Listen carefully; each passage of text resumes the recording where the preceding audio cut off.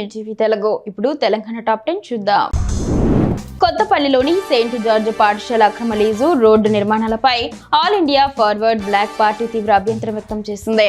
రామాలయం వీరబ్రహ్మేంద్ర స్వామి ప్రభుత్వ భూముల నుంచి పాఠశాలకు అక్రమంగా రోడ్డు వేశారని ఏఎఫ్బి జిల్లా అధ్యక్షుడు తేజ్దీప్ రెడ్డి ఆరోపించారు. దీనిపై సమగ్ర విచారణ జరిపి దోషులపై కఠిన చర్యలు తీసుకోవాలని ఆయన కోరారు. గోల్కొండ కోటపై జెండా ఎగరవేసిన బహుజనుల ముద్దుబిడ్డ సర్వాయి పాపన్న గౌడ్ను కేంద్ర హోంశాఖ సహాయ మంత్రి బండి సంజయ్ కొనియాడారు.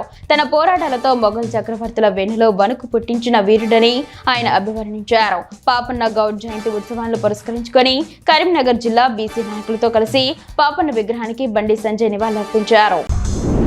వనపర్తి జిల్లా ఆత్మకూరు మండలంలోని రేచింతల గ్రామంలో కొందరు అక్రమార్కులు అనుమతి లేకుండా మట్టిని తరలిస్తున్నారని స్థానికులు ఆరోపిస్తున్నారు. మైనింగ్ అధికారుల అనుమతి తీసుకోకుండా జేసీబీలు ట్రాక్టర్ల ద్వారా విచ్చలవిడిగా మట్టిని రవాణా చేస్తున్నారని సంబంధిత అధికారులు పట్టించుకోవడం లేదని గ్రామ ప్రజలు తెలిపారు.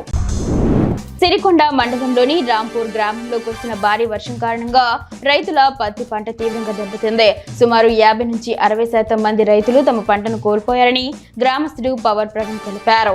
5 నెలల కష్టానికి ప్రతిఫలం దక్కకపోవడంతో రైతులు తీవ్ర నిరాశకు గురయ్యారు. ప్రభుత్వం వెంటనే సర్వే నిర్వహించి నష్టపోయిన రైతులకు పరిహారం అందించాలని వారు కోరుతున్నారు.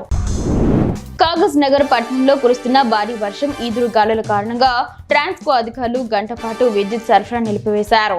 రహదారులన్నీ జలమయమై నాలీలు బొర్రెలు నిండుగా ప్రవహిస్తున్నాయి. వర్షం కారణంగా పలువురు రోడ్లపైన చిక్కుకుపోయారు. ప్రజలు బయటకు రావద్దని, వాగులు దాటే క్రమంలో అప్రమత్తంగా ఉండాలని అధికారులు సూచిస్తున్నారు.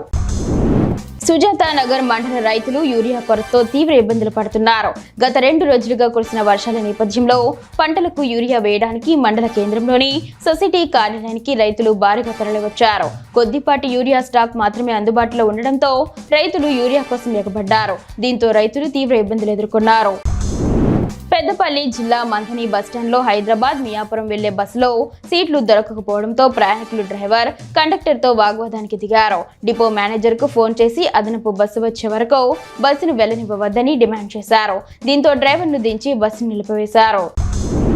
వరంగల్ జిల్లా నర్సంపేట పట్టణంలో 1వ వార్డు కాంగ్రెస్ అధ్యక్షుడు లక్కర్సు రమేష్ ఆధ్వర్యంలో ఎమ్మెల్యే దొంతి మాధవరెడ్డి జన్మదినం సందర్భంగా కేక్ కట్ చేసి సంబరాలు జరుపుకున్నారు. నియోజకవర్గ అభివృద్ధికి కృషి చేస్తున్న మాధవరెడ్డి మరిన్ని పుట్టినరోజులు జరుపుకోవాలని కార్యకర్తలు ఆకాంక్షించారు. ఈ కార్యక్రమంలో వార్డుకు చెందిన పలువురు కార్యకర్తలు పాల్గొన్నారు.